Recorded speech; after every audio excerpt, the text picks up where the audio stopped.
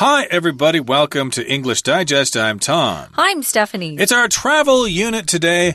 And now that it's the month of May, you might be planning out your summer holiday or your summer vacation. And perhaps you're considering going to the great white north of Canada. The summer, of course, is a good time to visit Canada. If you don't like the snow and the cold, of course, the Canadians love the snow and the cold.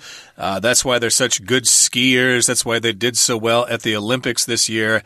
And that's why hockey, ice hockey, is their national sport. But the summer is a good time to visit as well. We're going to be taking an exquisite expedition to Canada. Yeah, I've been in Canada a couple of times. Vancouver and also Toronto. It's beautiful. Canada's so beautiful. There aren't as many people. So you can see the beautiful wilderness, you could say. There's a lot of area where houses and stores and things aren't built up. So it's kind of nice. But I've never been to Quebec, and that's where we're going. I did have a vocal coach in music school that was from Quebec. And their French is a little different than the French that they speak in France. They have a different accent. So she had to really try hard to do the French accent. But I love her, so I think I'd really like Quebec. We also have a friend, Michael's from Quebec, Tom, yeah, that we work with. Montreal, yeah. Yeah, it's pretty cool there. They have some good food too. Yeah, I went there when I was a small kid, so I don't really remember it that much. Oh, really? We went up to Quebec and a little bit of Ontario there. And then another trip, we went up to Saskatchewan, Alberta, and British Columbia. It's a big country with only 10 major provinces, and then there's some territories as well. But we'll talk about those as our lesson continues here. So let's get to it, everybody. Let's read the entire contents of today's lesson right now.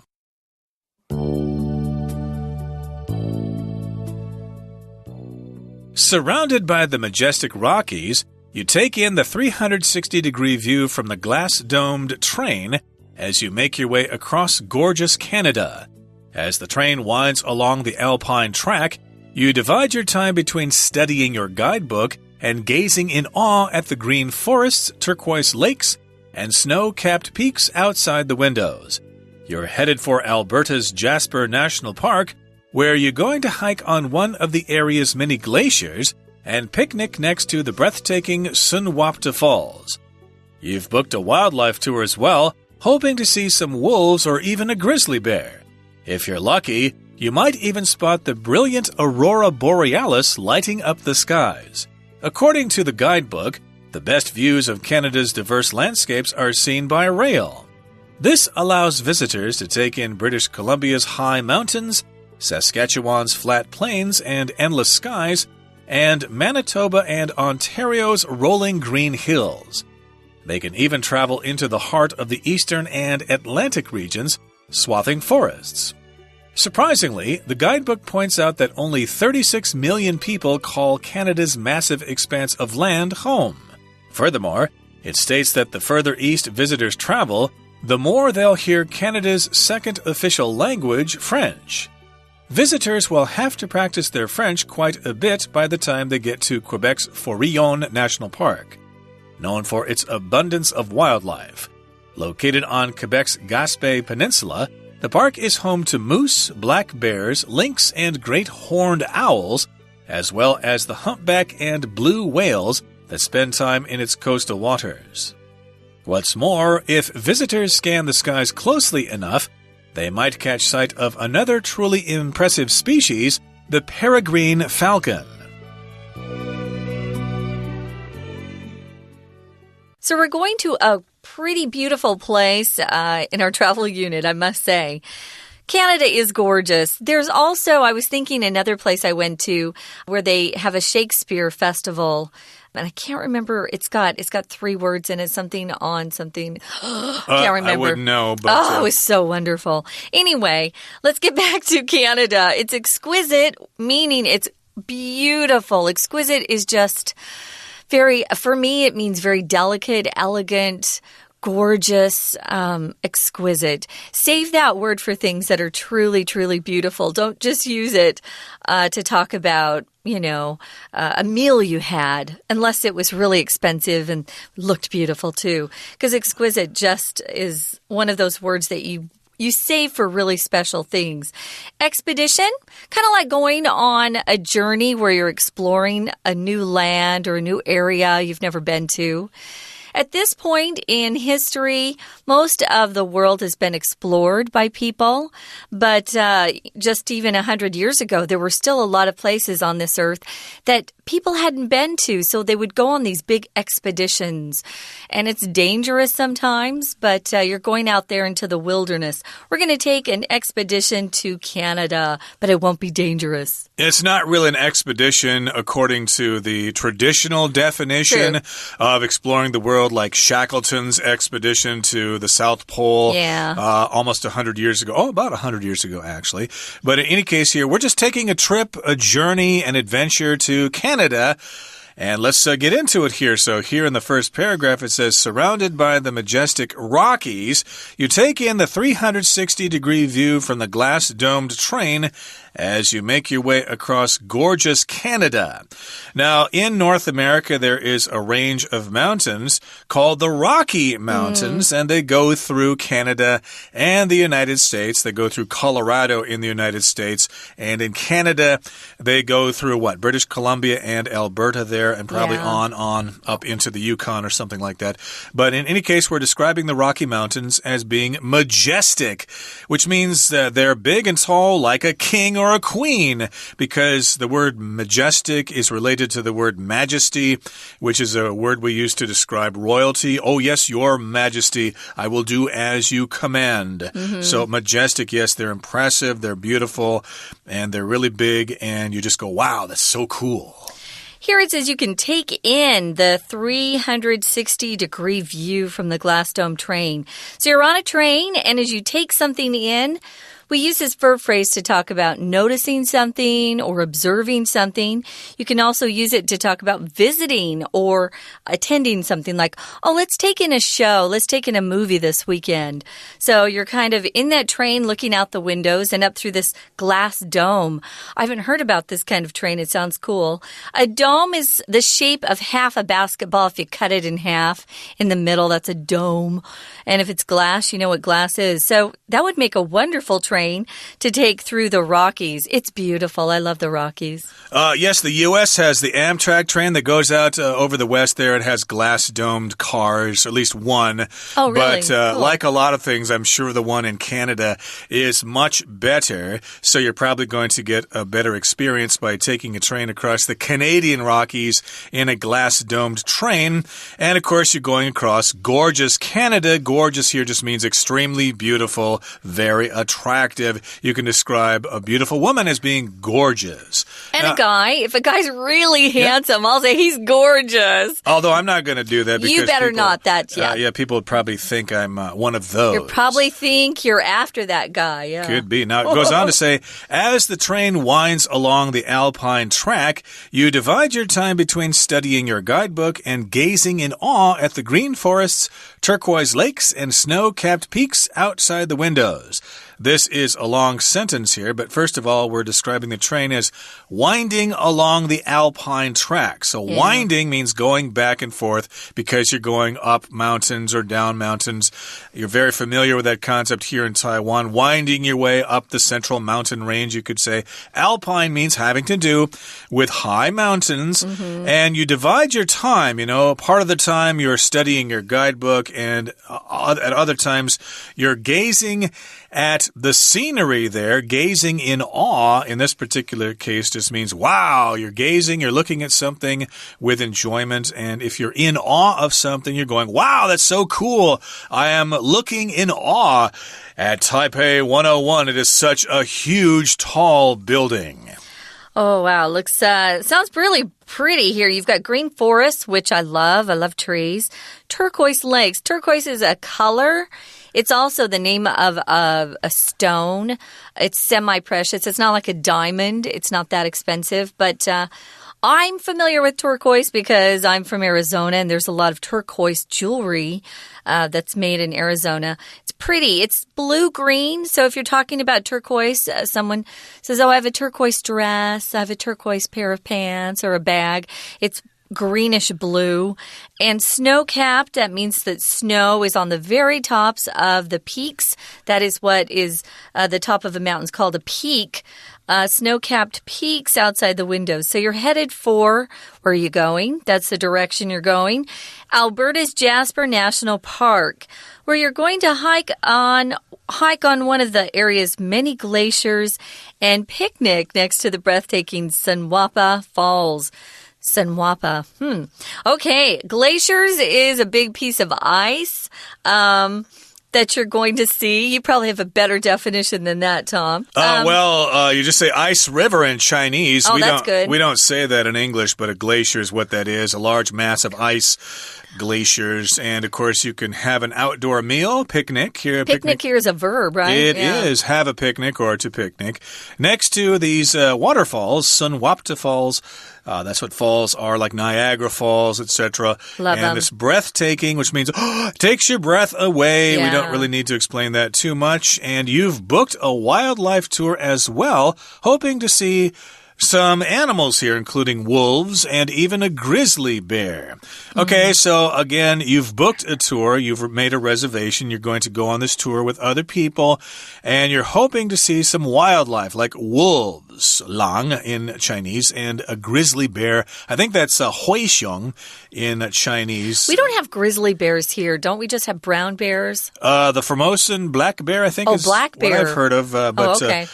In North America, you generally hear about two types of bears, the grizzly bear and the brown bear. I'm not sure which one is more dangerous. Grizzly. One of them can climb a tree and the other one can't or something like that. But in any case, if you're lucky, you might see some wildlife like a wolf or a grizzly bear.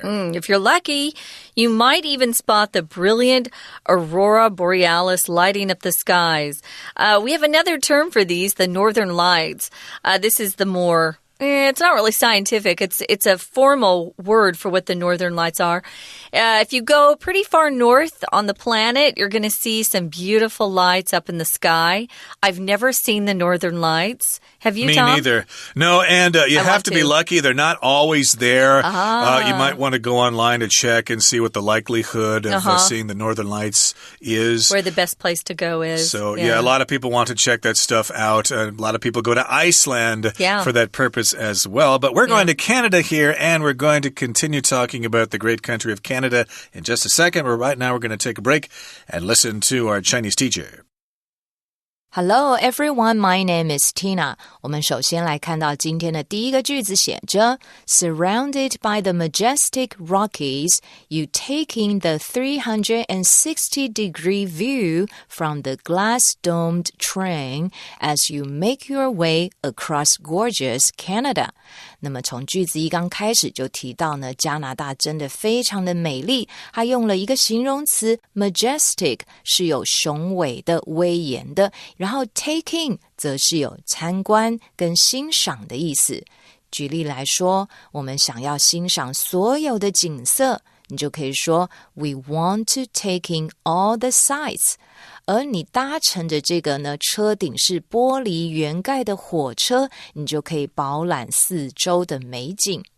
而后面介绍了很多加拿大的美景，我们来看一下，在第一段中间提到You are headed for Alberta's Jasper National Park, where you are going to hike on one of the area's many glaciers and picnic next to the breathtaking Sunwapta Falls.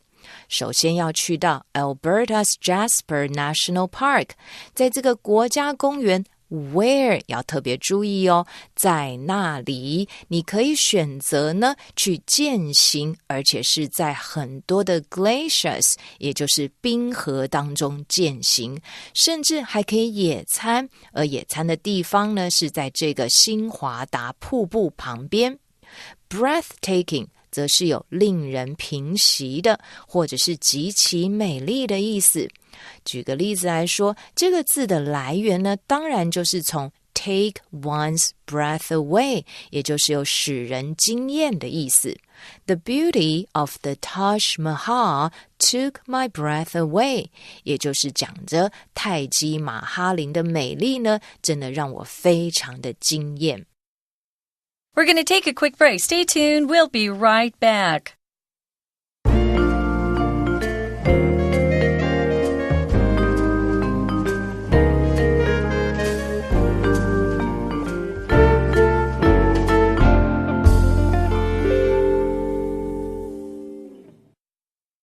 Welcome back, guys. We are on an expedition. We're going exploring, and this time we're going to the country of Canada, which is north of the United States on the North American continent, you could say. Canada is huge, but there aren't a lot of people. What people they do have are very nice. And actually, a lot of people from Taiwan immigrate over to Canada and are now citizens in Canada. So it's a beautiful place to go. It's not as cosmopolitan, I would say. Toronto's a pretty big city.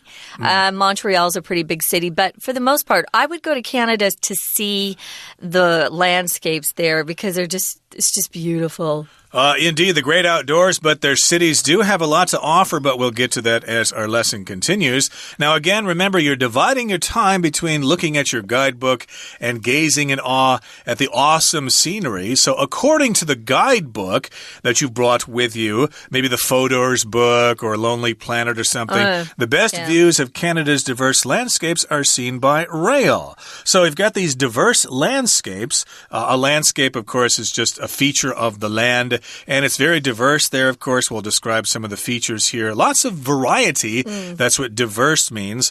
There is a diversity of cultures in New York City, for example, as there are in Toronto, I'm told. Lots of different people there speaking different languages and serving up different kinds of food and stuff like that. But they say the best views of the landscape in Canada is to do it in a train by rail. Yeah, if you're in a plane, you're not going to see much, guys. So I'd get into a train. They have pretty good trains. I'm with Tom. Our Amtrak train in the U.S. is really not very good. It's not like your trains over here that have been upgraded and look really good and are fast. So, yeah, take the train, or as we often will call it, the rail. You can see it by rail. This allows visitors to take in British Columbia's high mountains, Saskatchewan. Isn't that a great word? Saskatchewan's flat plains. A plain is a very flat piece of ground. Not a lot of trees there, not a lot of mountains, flat plains. And, I remember Saskatchewan. It was very, very flat. Like Kansas in the States. So, and endless skies, just the skies go on forever and ever. And Manitoba and Ontario's rolling green hills. That sounds pretty. Hills are, we use that word hill instead of mountain when it's not quite so high. And it just is a nice, kind of a small mountain.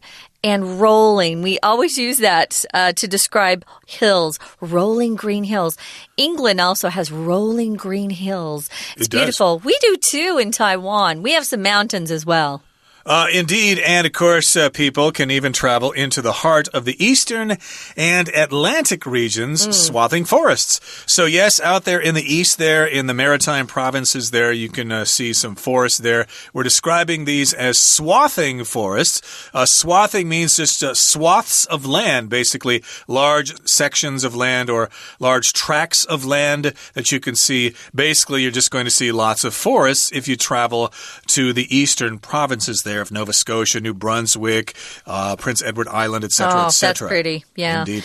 Surprisingly, the guidebook points out that only 36 million people call Canada's massive expanse of land home. See how small their population is? Wow, very, very small. Million. Yeah. In comparison, the UK is around 66, in the 60s somewhere.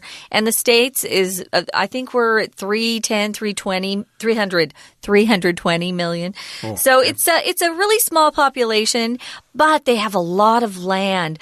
So we're describing it as massive. That's huge. An expanse is a large area that gives you the feeling that you have a lot of room. And that's Canada. If you go there, you're not going to run into a lot of people, but you'll see lots of animals, and the landscapes are gorgeous. Now, furthermore, or in addition, it states, the guidebook states or says, that the further east visitors travel, the more they'll hear Canada's second official language, French. So as you go more and more east in Canada, you'll get into Quebec there, or maybe into Ottawa itself. I understand Ottawa is a bilingual city there. English and French are spoken in about equal amounts. And, of course, you'll hear French more and more as you go into Quebec. But then as you go even further than that, you get into the Maritime provinces, and then you're back to English again. That's right. Some people in Quebec really don't speak much English. There's just a lot of French going on. So if you want to practice your French, you could go there. So visitors will have to practice their French quite a bit when they get to Quebec's Forillon National Park. That's a French word. That's why we're not saying le with the L. Forillon National Park. It's known for its abundance of wildlife. So if you have an abundance of something, you have plenty, you have too much sometimes, you have so much you just don't know what to do with it. And there is a lot of wildlife out there. Some of it can be dangerous, though, so don't just go out there thinking, you can go out there on your own. Take someone who knows the land and can give you some good tips and advice. Because if you come upon some of those black bears or even the moose, if you upset them, sometimes it can be a little dangerous. Moose, yeah, don't underestimate them. They're cute with those big antlers. Yeah, they look cute in cartoons, but if you make them angry, they can probably mow you over and send you into the next world pretty quickly. So again, here we've got an abundance or a large amount of wildlife located on Quebec's Gaspé Peninsula. The park is home to moose, black bears, lynx, and great horned owls, as well as the humpback and blue whales that spend time in its coastal waters. So this is the Gaspé Peninsula, a part of Quebec, the province of Quebec. And you've got moose there, which are known for their big antlers. It's kind of a national symbol of Canada. You got black bears as well. No grizzly bears now. You got black bears. So that's a third kind of bear. I said brown bears, black. Now we got black bears and grizzly bears. So there are three types of bears in North America. Lynx, that's a kind of wild cat. And great horned owls. An owl is a mautoing, and great horned is a certain kind of species there. And if you go to the ocean and maybe take a whale watching tour, you might see a humpback whale, which is the whale that sings. Okay, there's some recordings of humpback whales singing. And blue whales, which are quite big. That's, of course, if you spend time in the coastal waters, you're certainly not going to see them if you're going to a lake or something like that. No, you would definitely have to go where there's salt water. And there's plenty of room because those are big, big animals. So what's more, if visitors scan the skies closely enough, they might catch sight of another truly impressive species, the peregrine falcon. Oh, you were looking at this before we started, Tom. Now, when you're taking a trip and you scan something, usually we use scan to talk about being in an office and having to copy some sort of document. You put it on. My printer operates as a scanner as well, and it can scan. It's not the same. When we scan with our eyes, we just look from one side to the next. So you're going to scan the skies. I'm not into birds, but I understand that if you're into bird watching, Canada's a great place to go. And when we talk about species, it's a type or classification of an animal. Can you tell us anything about this falcon? Well, it's pretty much all over the world, and it actually comes to Taiwan in the winter. It doesn't stay here all year. Does it have a bird call? I don't know its call, actually. I'm sure if I go on to YouTube, I can find a video with its call there. But again, it's an impressive species there. You might see that flying around on your trip to Canada, especially if you're out in the eastern part of Canada in this national park in Quebec. But my research indicates that this bird is pretty much all over the world, so you can probably see it in all parts of Canada as well, along with other species of birds and wildlife. You're going to have a great time there. Oh, yeah. And watch out for those Canadian guys as they stumble out of bars there. That could be considered a kind of wildlife there. Stop it. Watch out for those boys, especially if they get into a pair of hockey skates and start slapping a puck around. They like to fight when they play hockey. Don't mess with those Canadian boys. They're nice. Don't listen to Tom. Right now, we're going to listen to our Chinese teacher. At least you can trust our Chinese teacher. 接着我们来看到在第二段一刚开始提到 According to the guidebook, the best views of Canada's diverse landscapes are seen by rail.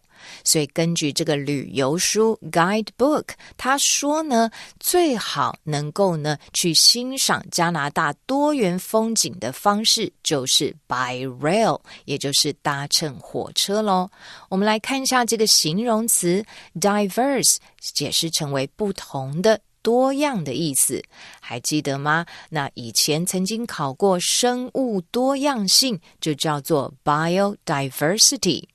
而这里的 landscape 则是特别指的是陆地上的风景，常常陆地上很美，但是还是会有一些损害美景的物体，像是一些不雅观的建筑物，在英文里面我们就可以称之为 a blot on the landscape。